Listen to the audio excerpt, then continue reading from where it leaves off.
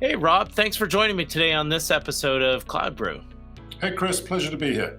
The topic we're going to cover on this episode is the top predictions for the cloud governance for 2023. This is an exciting one. I know there's a lot of thought. A lot of folks are wondering, what are we up for in this new year? The best way to probably start is let's define what cloud governance is, Rob. Can you go into that a little bit? Absolutely. Cloud governance, it's a sort of a topic that when you bring it up at a conference or at a meeting, you can see, sort of like the energy leave the room and everybody sit there and think, oh gosh, this is going to be something that's going to sort of constrain us, slow us down, overhead. And there are elements to governance that play in that space, but really from CoreStack, we try and turn it on its head and say cloud governance is as much about growth as it is about control. And so we define cloud governance as basically being able to embrace every facet and capability of the cloud and extract every ounce of value, because you can do the cloud with confidence. And when I say confidence, it's more than just a word. We break that word down into some very specific meanings. So when we say confidence, we take the C and say, obviously you need control. O, you need ownership. You need to understand who owns what. N, notification in real time. F, fidelity, you need to trust. I is the insights. D is discovery. Knowing what's out there is super important. E, expediency, do it fast.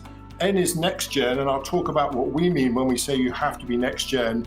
Obviously C for compliance again, and then E for efficacy. So we look at cloud governance and say simply, when somebody asks that question, cloud governance is about doing cloud with confidence. Confidence has a whole bunch of meanings.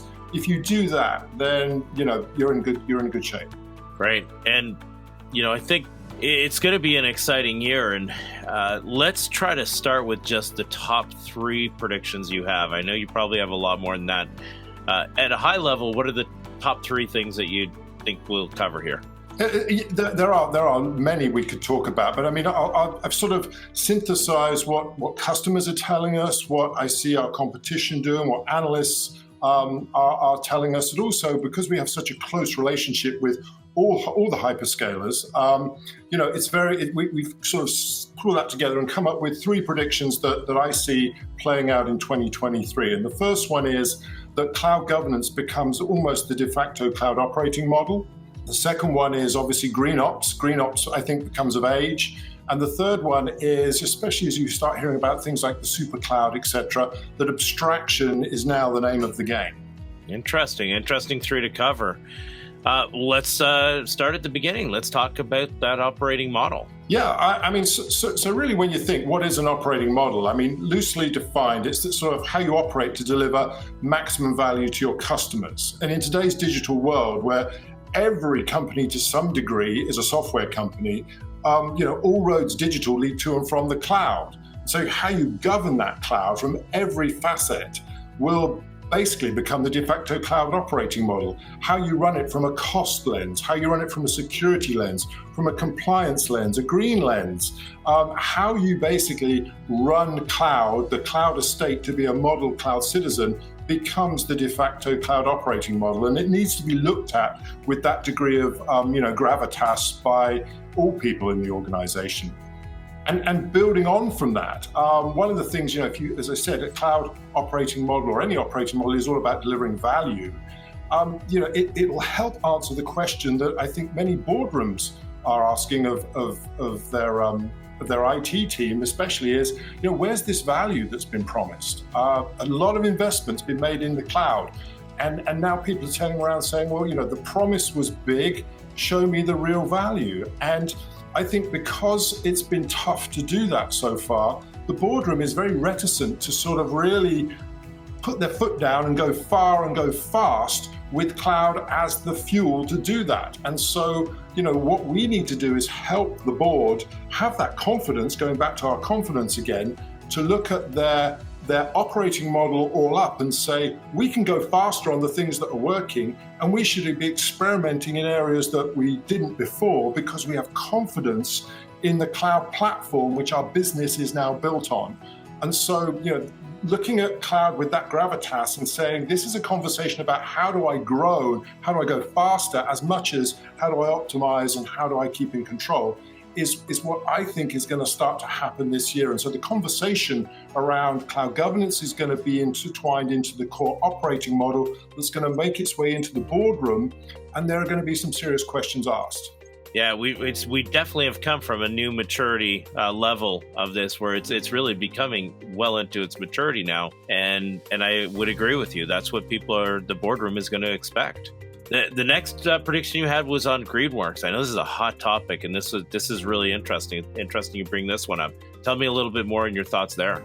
GreenOps, yeah. I mean, you know it's serious when you've got hyperscalers like Microsoft, coming up with cloud for sustainability. All the hyperscalers looking at how do they position the ESG/SDG commitment that I think people are looking to make. I mean, I just see a lot of momentum in the industry, in the boardroom, from customers and from employees, to make progress on these 17 UN SDG goals and then the corporate ESG commitments that everybody's espousing.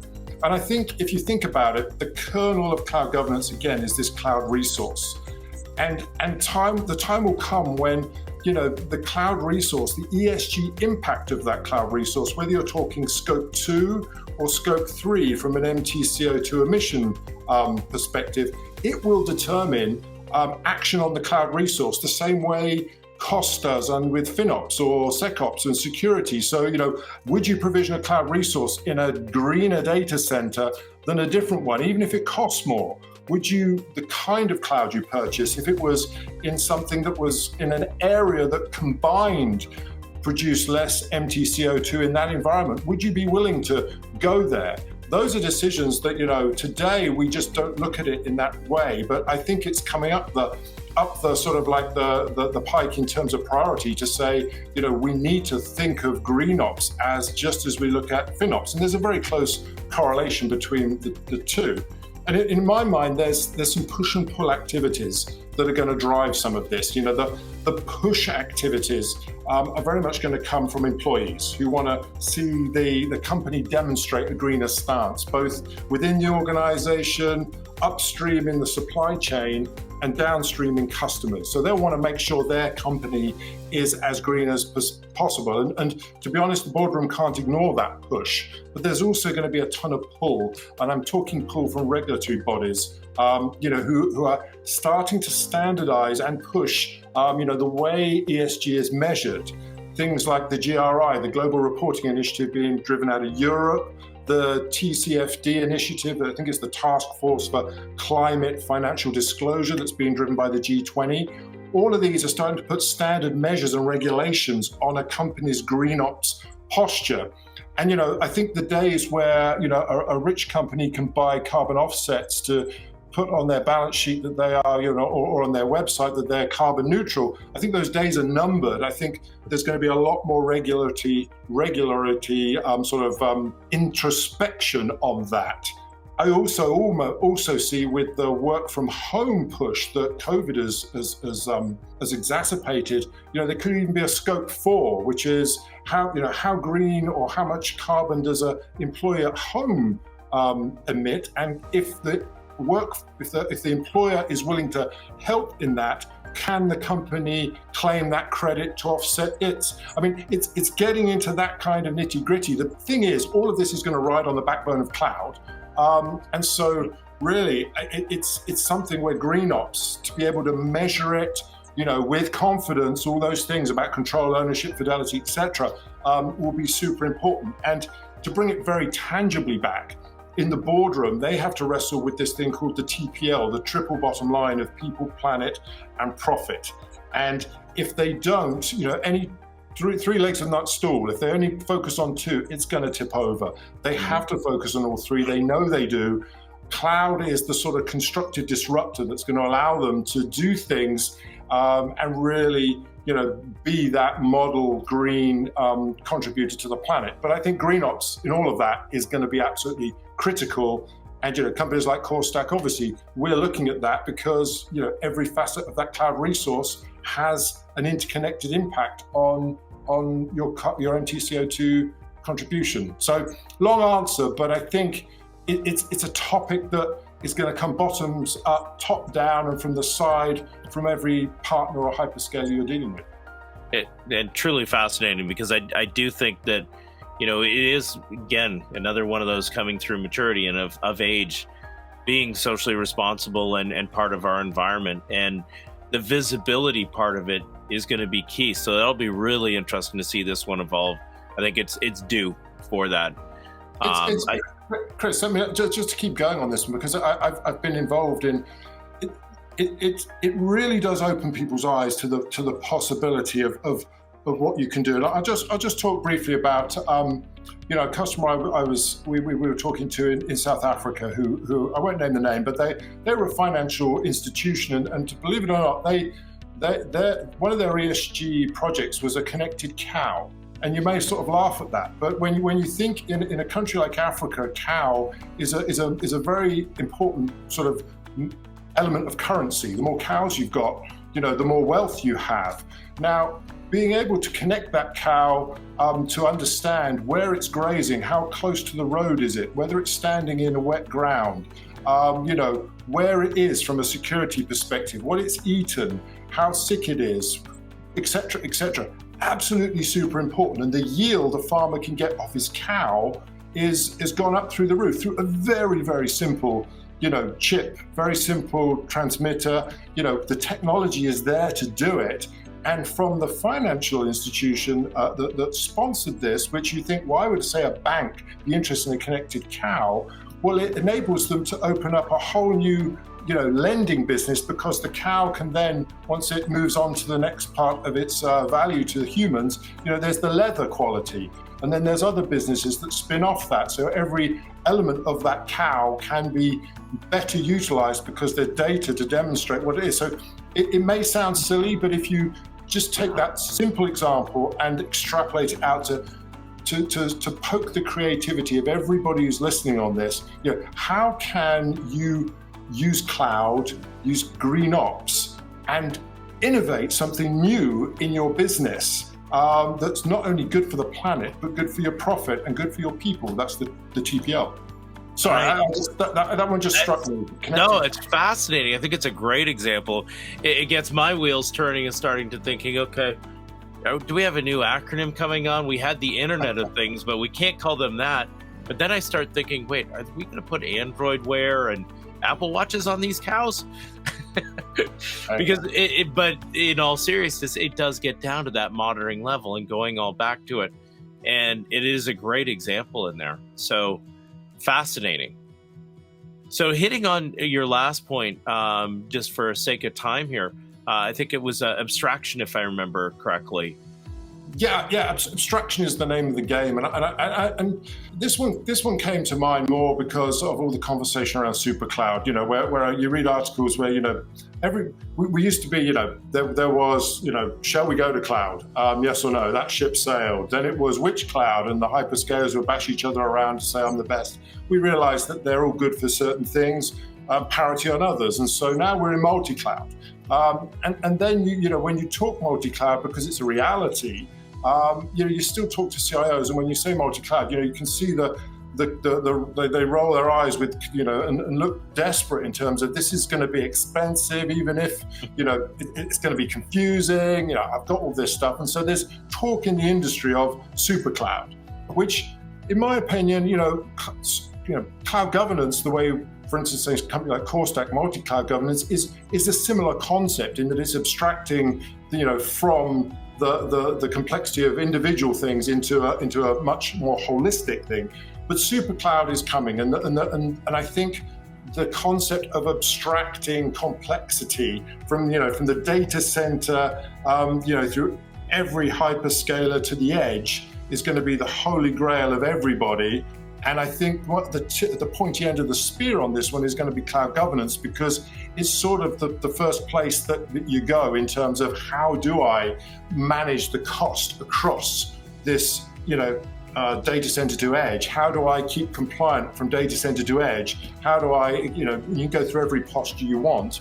And so I think that's something that we need to look at. And what the polarity on this one, though, which is interesting, is how do you abstract that sort of complexity, but not constrain or diminish the sort of the value of the specificity of the cloud. So, you don't want abstraction of complexity to be the least common denominator, because then, it's like, well, that's not going to really be the right answer. So having the capability to do that is going to be, again, something that companies like CoreStack's working on, but others will do at the same time.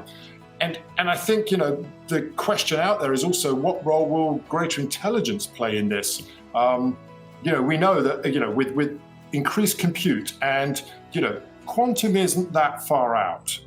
And so, even though we like to think of it as, it's down the pike, yes, it is. But there are, if you decide to look, there are instances where quantum isn't too far away.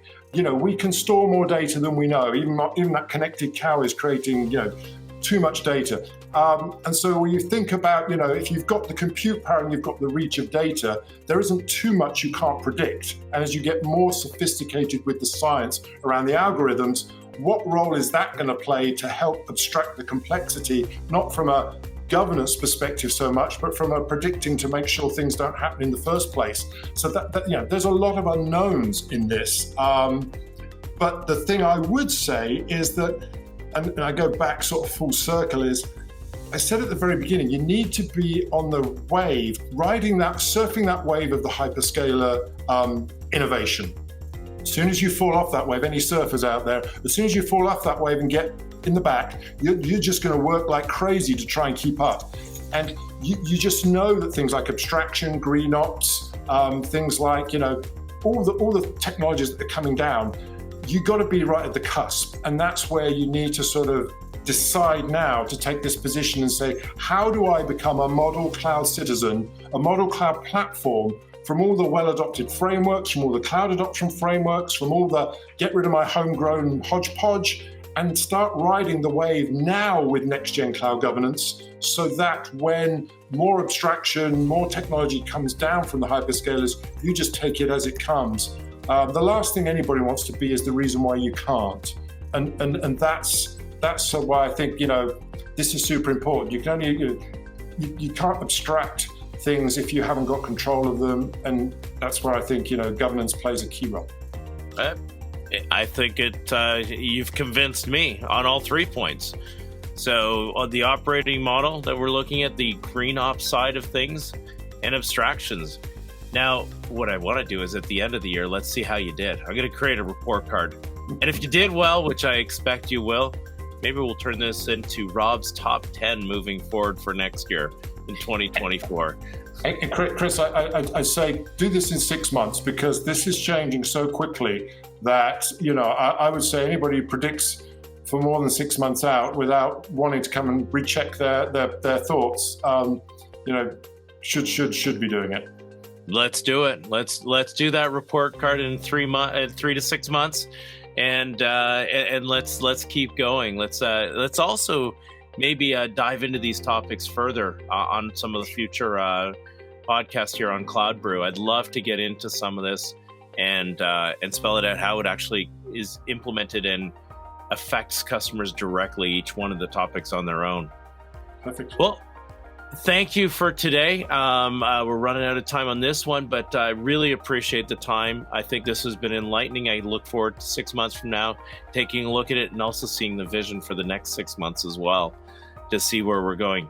Thanks a lot, and have a great rest of your day. Thank you. Thank you, everybody.